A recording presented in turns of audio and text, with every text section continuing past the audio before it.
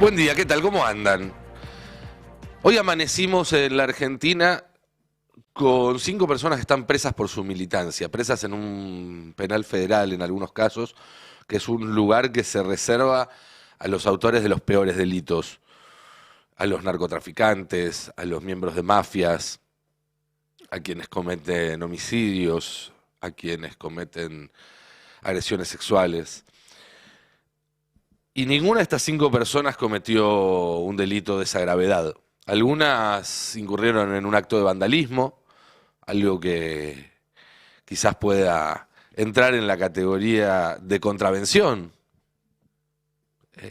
Tirar caca en la vereda de alguien, sin ninguna duda, no es algo ejemplar, pero tampoco es algo que esté penado, según la ley argentina, con, bueno, una estancia en una prisión federal. Otros pusieron pasacalles, otros ni siquiera, simplemente forman parte de espacios políticos o son familiares de alguien vinculado a esta investigación. La policía que entra a las casas de noche sin compañía de funcionarios judiciales ni de la fiscalía, busca en sus requisas panfletos, pancartas y otras pruebas que vinculen a las personas no con un hecho puntual, el hecho que se les adjudica, sino con una simpatía política. Y después se los trata como a presos peligrosos. Ayer habló Eva Pietravallo, ella es la madre de Alexia Abaigar, la militante que ya lleva 5 días presa en Ezeiza. En un rato vamos a dar más detalles de su caso y de los otros, pero el testimonio de su madre, que también estuvo detenida, es realmente impresionante y me exime de más explicaciones. Escuchémoslo. Cuando me excarcelan a mí, recién al tercer día, habiendo pasado 2 noches en la comisaría, la dejan a mi hija un día más, no le dan la excarcelación y la llevan el día sábado con las esposas puestas y encadenada al piso del móvil, la llevan hasta Talcahuano. Me dijo, mamá, parecía la filmación de una película de Netflix porque le decían agache la cabeza y le sacaban fotos. El tema es que la secuencia de fotos fueron en 3 oportunidades y en 20 minutos la llevaron volando desde Talcahuano hasta Ezeiza, que tampoco ella entendía por qué ese motivo de tanta urgencia de que ella sea depositada en el penal. Hoy a la mañana, pobrecita mi hija, otra vez le ponen las esposas, la llevan a un móvil, la llevan a Talcahuano sin decirle a dónde iba y la llevaron para hacer, como si te dijese, una auditoría médica. Cada uno de esos traslados es un acto de sometimiento a una persona simplemente por su militancia política, porque, y en esto hay que ser bien claro, el único crimen que persigue este gobierno es la disidencia. Si vos sos uno de ellos, si sos un argentino de bien, como dice Milei, vale todo. Podés pedirle parte del sueldo a tus empleados, podés participar de estafas globales, podés dispararle en la cabeza a un fotógrafo, podés fajar un jubilado, podés tener 60 departamentos, podés tener amigos narcos, podés haber estado preso por encubrimiento del atentado a la AMIA, podés no saber contar hasta 5, podés pedir cárcel o bala, que cuelguen a la gente en las plazas, regodearte en la crueldad, señalar a la oposición como parásitos, como ratas o como virus. Pero no importa lo que hagas, siempre van a encontrar una forma de bancarte. Ahora, si no sos uno de ellos, sos una amenaza, sos eso, un parásito, un virus, una rata, algo que se debe eliminar. No importa ya lo que hagas, sino que tu propia existencia merece un castigo.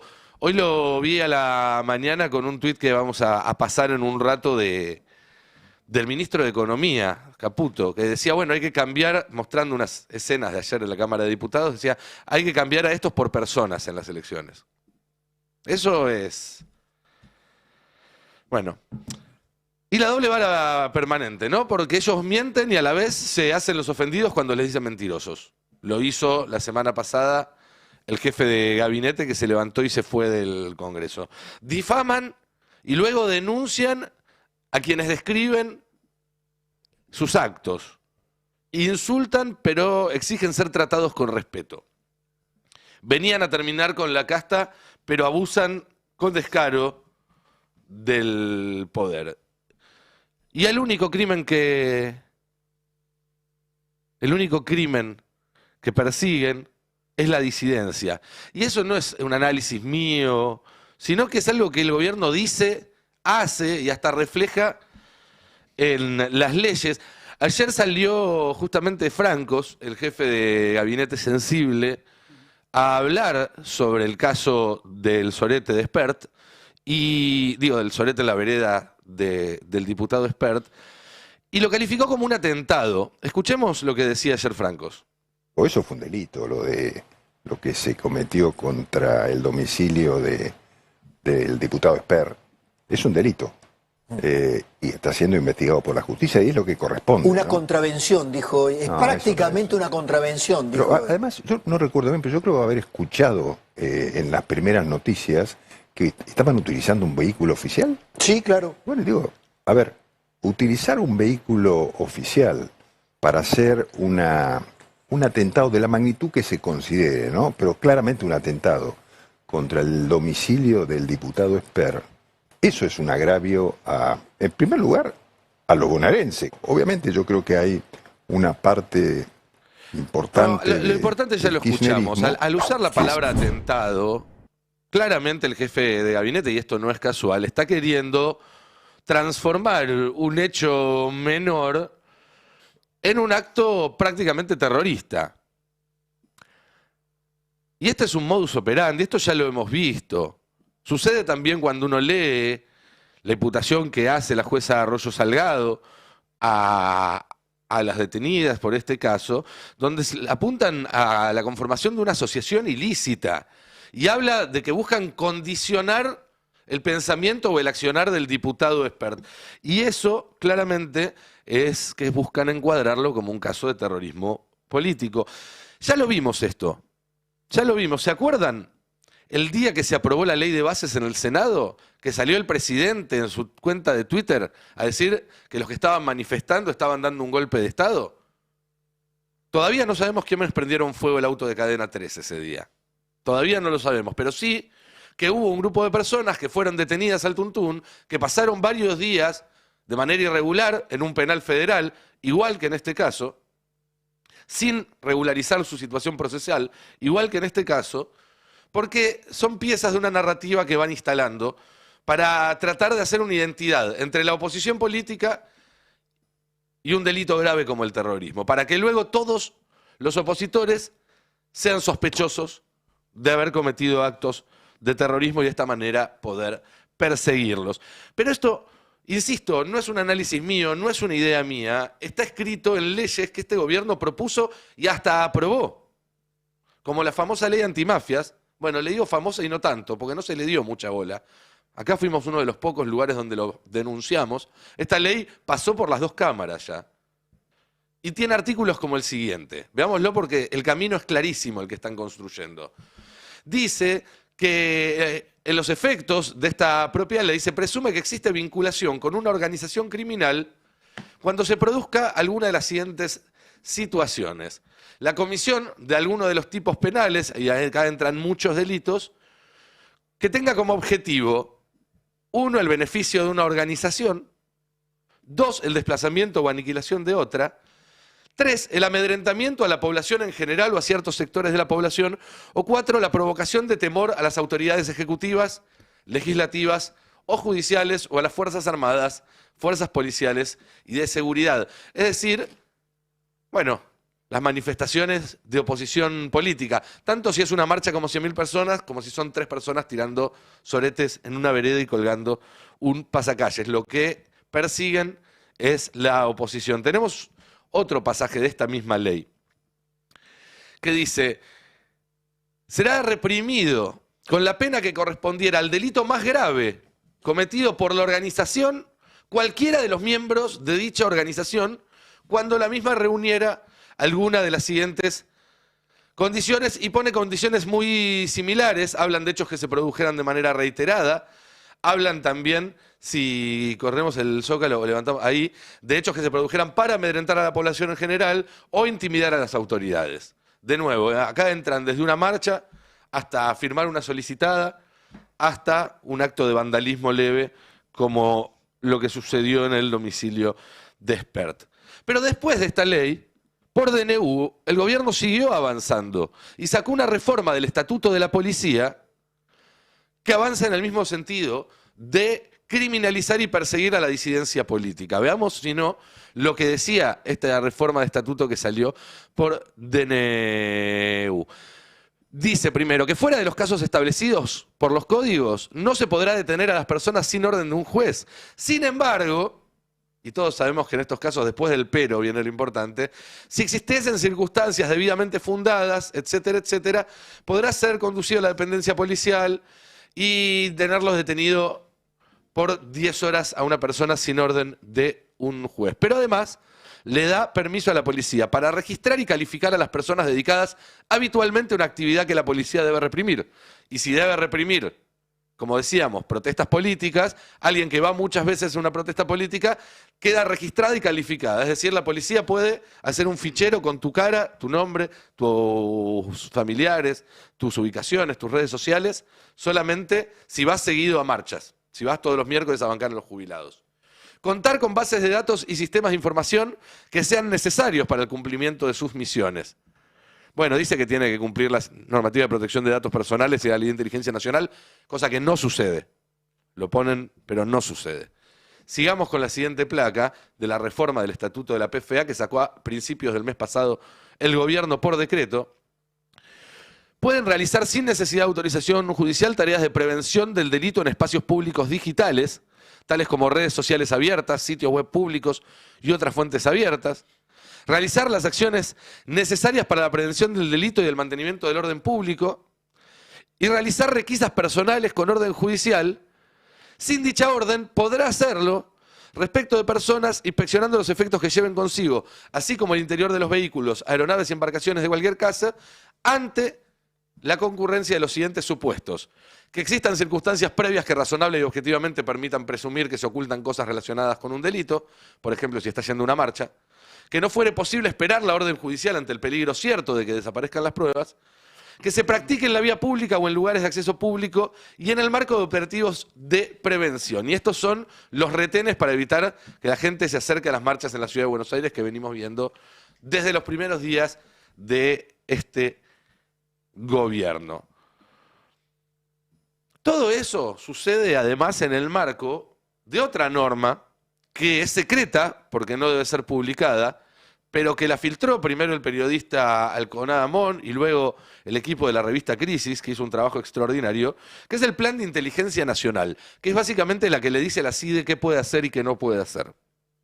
Y quiero contarles que con este gobierno, el Plan de Inteligencia Nacional autoriza a la CIDE a identificar, reunir y analizar información de actores, comportamientos y coyunturas locales con potencial impacto en la matriz económico-productiva de la nación, dinámicas y actores que materializan riesgos para la disponibilidad de la infraestructura, es decir, un corte de rutas, actores y procesos en el marco de tendencias globales, regionales o locales que puedan significar amenazas para la gobernabilidad.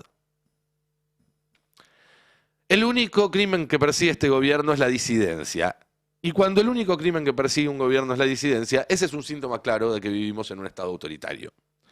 Después, si quieren decirle nazi, fascista, neofascista, fascista neoliberal, anarcocapitalista, testigo de Conan, como quieran. A mí me da lo mismo. Lo importante es reconocer lo que está pasando, porque no hacerlo a esta altura nos pone en riesgo, nos pone en peligro.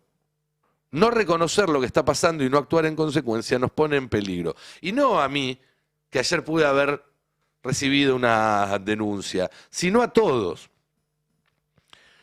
Yo todavía no pude ver el expediente, no tuve acceso al expediente, no sé por qué fue que me denunciaron, pero supongo que, como pasó con Ari, fue por decirle nazi al presidente. Bueno, que me sigan denunciando, porque lo voy a seguir diciendo. Pero no solamente voy a seguir diciendo eso, también voy a seguir diciendo, por si la causa de la denuncia es otra, que este es el gobierno más corrupto de la historia reciente, y estoy dispuesto a discutirlo con datos arriba de la mesa con cualquiera, y donde quieran. Ni que Milei es un estafador, ni que Karina es una coimera, que esto es algo que a esta altura sabe todo el mundo, y los únicos que no lo dicen es aquellos que tienen algún tipo de interés y por eso no lo dicen. Ni voy a dejar de decir que son piezas muy menores a las que cuando todo esto pase les van a soltar la mano y no van a terminar bien. Y no van a terminar bien. Entonces dejen de escupir para arriba. Y tampoco voy a dejar de denunciar, como todos los días y como hacemos todos los colegas acá en el Destape y en tantos otros medios, la entrega y la destrucción de este gobierno. Entonces, cuando me preguntan qué pienso de la denuncia, mi respuesta es que están matando jubilados porque no les dejan comprar sus medicamentos, que están matando pibes que no se pueden atender en el Garrahan, que están matando a todos los que transitan las rutas nacionales porque están dejando de hacer obras que son claves para el mantenimiento. Pienso que en el medio de una helada dejaron a más de la mitad de una ciudad como Mar del Plata sin gas. Pienso que el dólar sube todos los días y a este ritmo les va a explotar en la cara antes de las elecciones. Pienso que vinieron a terminar con la ciencia nacional y con las universidades. Pienso que las industrias están cerrando hasta en Vaca Muerta. Pienso que están otra vez negociando con los buitres para pagarle más de lo que piden. Pienso que abandonamos nuestro plan nuclear y quién sabe qué otras cosas por pedido de un gobierno de otro país. Pienso que todos los gobernadores juntos se le plantaron y le presentaron ayer un proyecto de ley para hacerse con los fondos que les corresponden y que este gobierno les venía retaseando, que el consumo sigue en el subsuelo, que el fin de mes cada vez llega más temprano, que no hay vacunas para el sarampión en el medio de un brote, y que lo único que puede hacer el gobierno contra todo eso es apretarnos para que nos quedemos callados. No va a funcionar. No va a funcionar como no le funciona el modelo económico, no va a funcionar como no les está funcionando ninguna de todas las cosas que están intentando hacer. Y el día que Milei se anime a pisar una vereda, se anime a mirar a los ojos a otra persona, se anime a contestar preguntas, bueno, acá lo vamos a recibir con muchísimo respeto y con los brazos abiertos, pero con todo el rigor al que están acostumbrados. Le vamos a hacer las preguntas que debería estar contestando hace ya casi 2 años y nadie se anima a hacerle. Y vamos a argumentar, porque tenemos razón, cada una de las cosas que decimos sobre él. Y hablo por mí y hablo también en ese sentido por mis compañeros, porque lo único que me queda agregar es que, como dice Ari, este es un trabajo colectivo.